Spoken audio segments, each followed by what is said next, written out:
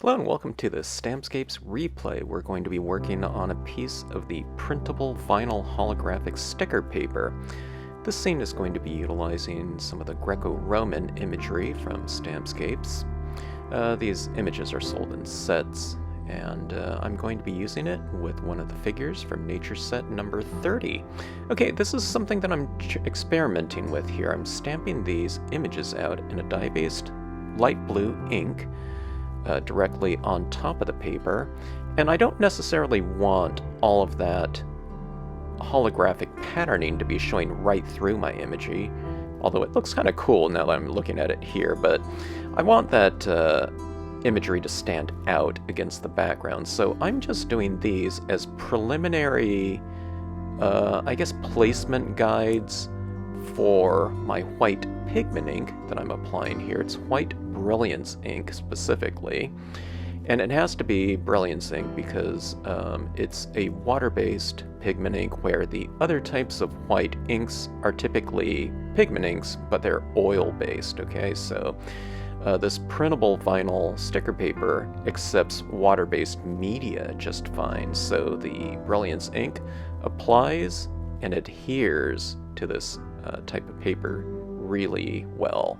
And it dries very quickly too, because Brilliance ink in general is designed to dry very quickly on non-porous surfaces, and here we have a printable vinyl that's also designed to dry inks very quickly. Okay, now I've used my blue guides as kind of a target point for these imagery stamped in a black StazOn here. I didn't get things matched up perfectly because I'm just eyeballing it, but it was reasonably close, and if I have a little bit of that blue showing of the preliminary impressions, I figured no big deal. But I do refine some of this positioning registration a little bit later, so you don't have to get things perfectly, stamped out. With the Greco-Roman stuff, it's good to line things up, but you can also fill in, and that's what I do here with the colored pencil. So if you get some gaps in between imagery, don't worry about it, just fill it in with some colored pencil.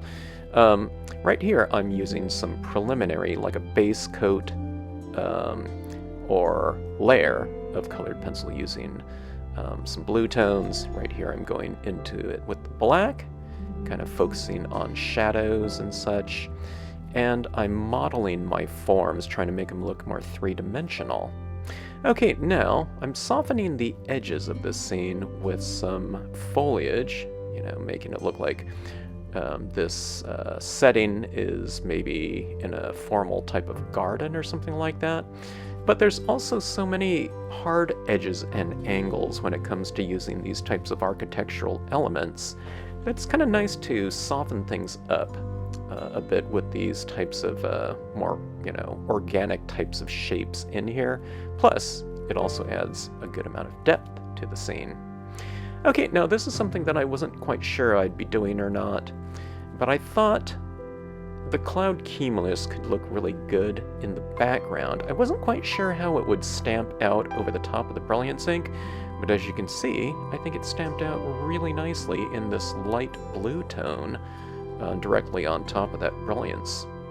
Okay, now I'm trying something else here. I'm trying to apply some additional tone using the dye-based inks with a cotton ball. I never do this when I'm working on cardstocks because the cotton ball doesn't transfer a lot of ink very quickly. But that's what I wanted on this scene. I didn't want the ink to apply quickly, like with a saturated, paper towel of ink or something like that.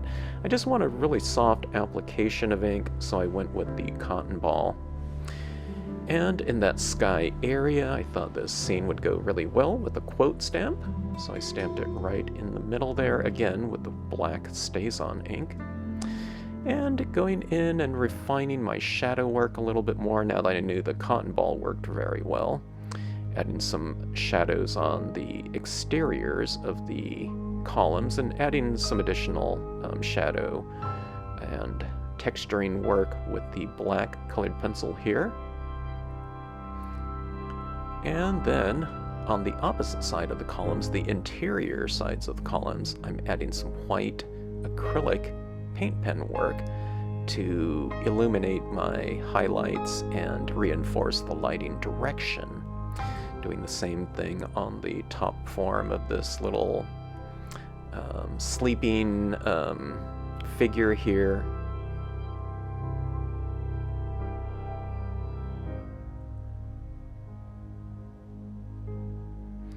Okay, and adding some little details into the kind of the sculptural forms on this marble structure. And now I'm adding in some additional depth. I really like these little kind of, I don't know, bling, glowing orb types of looks with these nature set number 30 figures. I think they already kind of lend themselves to, oh, it's kind of a whimsical, mystical, I guess, setting. So adding in these little floating orbs are really fun. And then I made those orbs kind of glow with some additional pigment ink, and now I'm applying some ink, or glue here, and we're going to put a little crystal in the middle of each one of these glowing orb shapes, so that it just kind of, it's some additional bling. The paper itself, being holographic and kind of glittery, already has that look, so we have that going on in the background, but now you have it going on in the foreground in the form of these three-dimensional clear crystals. Okay, I'm applying the sticker paper on top of a piece of just some white cardstock here, and giving it a little thin white frame around it. And I thought it would go well with a shiny, it looks black, but it's a really dark blue cardstock right here, and that'll provide my framing. I use some spray adhesive to adhere it, and you can see my little crystals here in the shadows and how blingy it is. Okay, that is the scene. Hope you enjoyed it. Thanks so much for watching.